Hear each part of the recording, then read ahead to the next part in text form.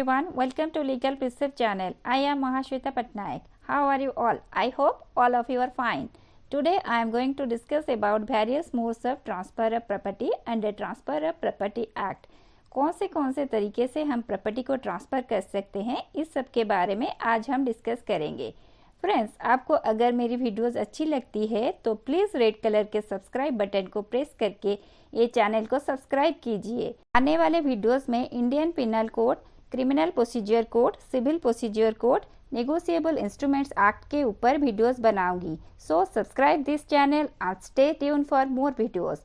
Now come to our today's topic, that is modes of transfer. Transfer of property act में कौन से तरीके से प्रॉपर्टी को ट्रांसफ़र किया जाता है, ये सब के बारे में डिस्कस करते हैं।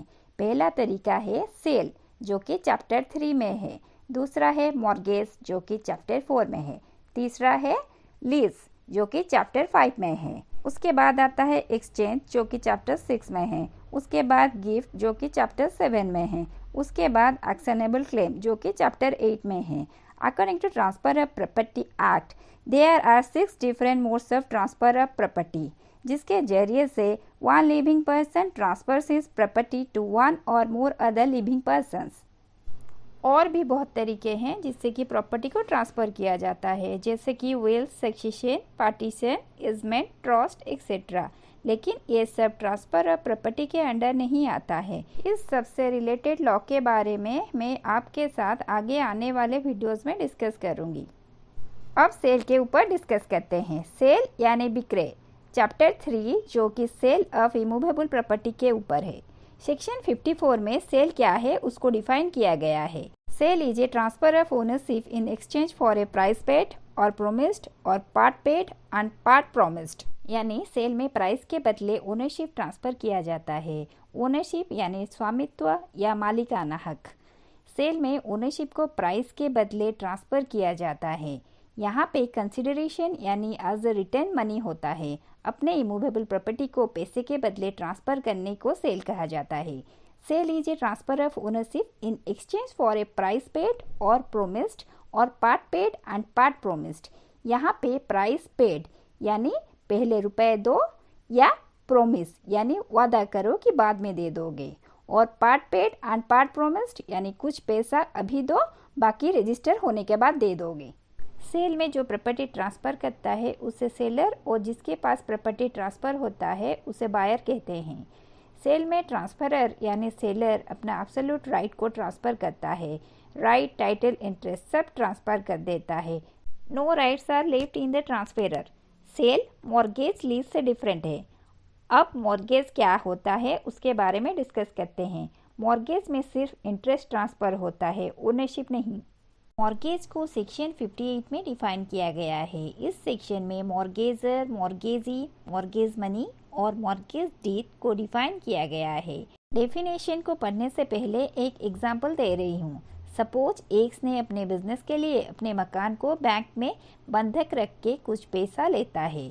यहाँ पे बैंक एक्स को जो पैसा दे रहा है उसके लिए उसके साथ एक अग्रीमेंट करता है। उस अग्रीमेंट को मॉर्गेज डीड कहते हैं। मॉर्गेज डीड में एक्स वादा करता है कि जो भी प्रिंसिपल और इंटरेस्ट मनी होगा वो जितने टाइम के लिए लिया है उसके अंदर वो चुकाएगा।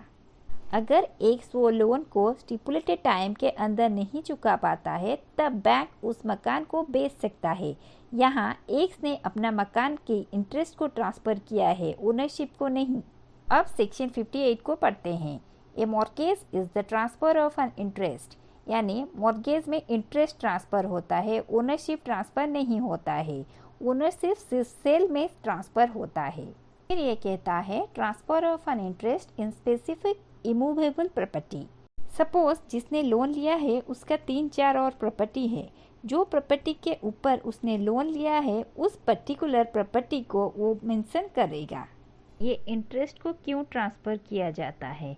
For the purpose of securing the payment of money advanced or to be advanced by way of loan on existing or future debt, यानी जो पैसा बैंक या लेंडर दे चुका है या आगे देगा बाय वे ऑफ लोन, उसको सिक्योर करने के लिए।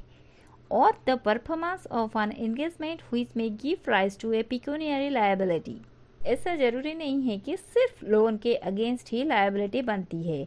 किसी और वजह से भी कोई मॉनेटरी लायबिलिटी बनता है तो मॉर्गेज किया जा सकता है।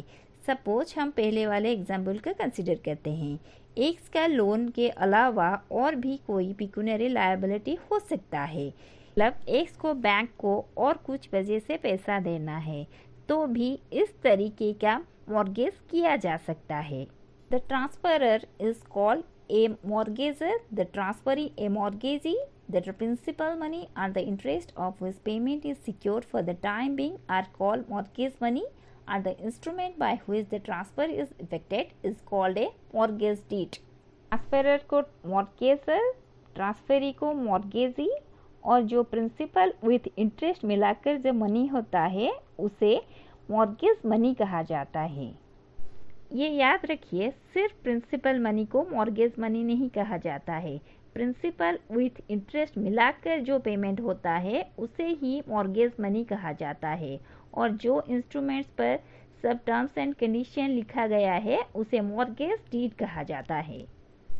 सिर्फ इमूवेबल प्रॉपर्टी को बंधक रखने को मॉर्गेज कहते हैं, मूवेबल प्रॉपर्टी को गिरवी रखने को प्लेस कहते हैं।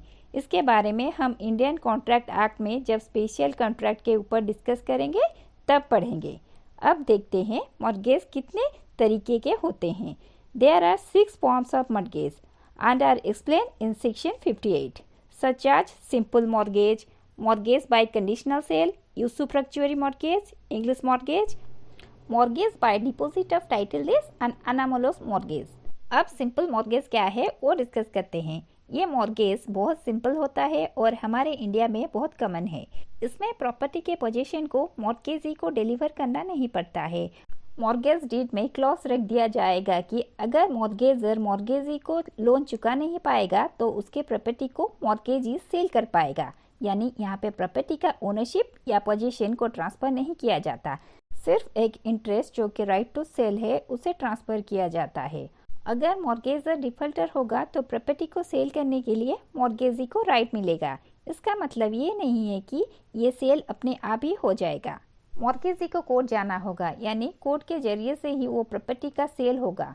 सेल होने के बाद मॉर्गेजी अपना मॉर्गेज मनी रिकवर करेगा। अगर उसके बाद पैसा बचता है तो मॉर्गेजी उसे वो मॉर्गेजर को लौटा देगा। ये था सिंपल मॉर्गेज।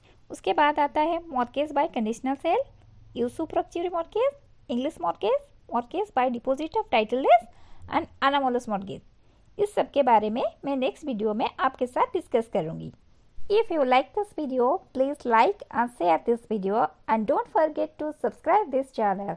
Goodbye friends.